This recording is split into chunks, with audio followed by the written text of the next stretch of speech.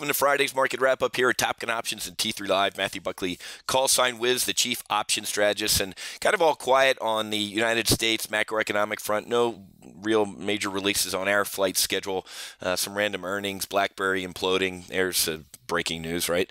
But nothing that big. Bank of Japan had a press conference earlier. Governor Kuroda maintaining kind of that record quantitative easing, that stimulus, as he's really trying to get inflation off the mat. But he's going to face a challenge with tumbling oil prices. Remember, why did the Japanese attack Pearl Harbor? Oil. Right, so World War II actually, at least on the left side, on the Pacific side, started over oil because Japan, as an island nation, has to import all of their oil. So it could definitely, that slide in oil could weigh on consumer price gains in the first half of the year, starting in April, is what Kuroda said. So the Bank of Japan trying to play cheerleader, strike an upbeat tone was pretty interesting to see.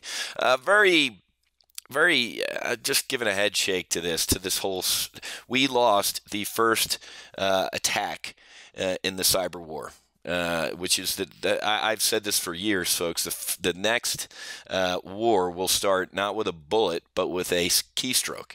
Really hope you're keeping hard copy or paper copies of your bank statements and everything that you keep electronic, because I guarantee you one day you will wake up and you will see zeros in all of your accounts. It's not a matter of if, but when this is going to happen. Trust me. A lot of buddies. I have a buddy in the Cyber Command, very high-ranking individual. Eye-watering what is going on in the cyber world. So be very, very careful. The way I take a look at this is the impact, the chilling impact that it has, not only on free speech, which Hollywood seems to claim that they have the mantle on, which is pretty funny, but more importantly, commerce. For years, we have known that the Chinese, the North Koreans, all these folks are, Wall Street runs from Washington. They hate regulation, Franken-Dodd, all this stuff. They hate it. Get me away from Washington.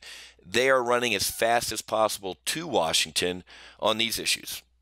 These guys are hacking into Goldman Sachs, Morgan Stanley, all these guys. They are trading on this information. They're reading about all these deals that are about to get announced. You want to talk about insider trading? They're doing it.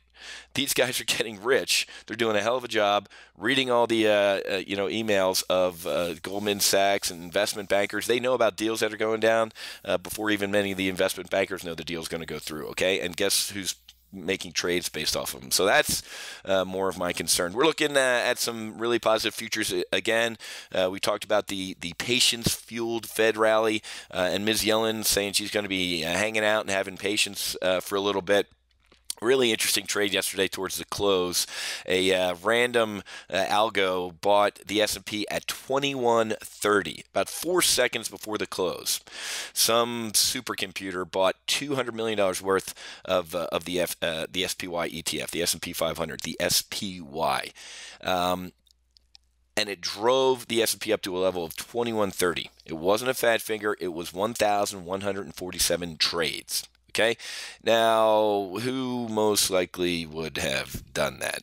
Hello, New York Fed. Of course, the New York Fed isn't going to admit that they do that because, of course, the New York Fed admitting that they are direct buying of the SPY would be bad. So everybody thought that trade would be busted yesterday afternoon. NASDAQ, all trades in SPY will stand.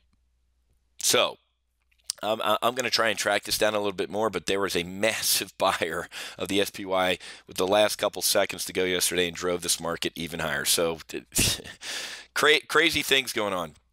Here's that October V recovery.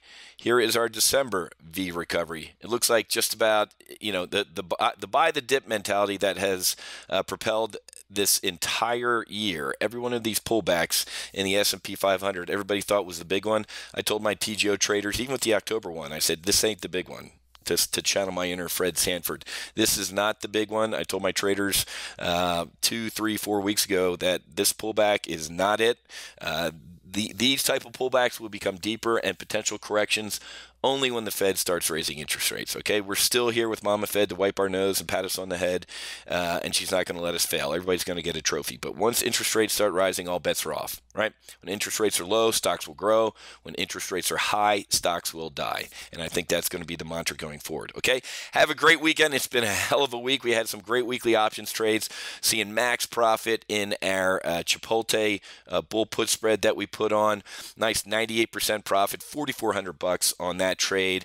We had an Apple bull put spread, the 108, 109, looking at max profit here of about $2,100. Really nice trades. That's what, nearly $7,000 or $6,500 on 2 trades in our weekly options model portfolio. So got a smile on my face going into the weekend before Christmas.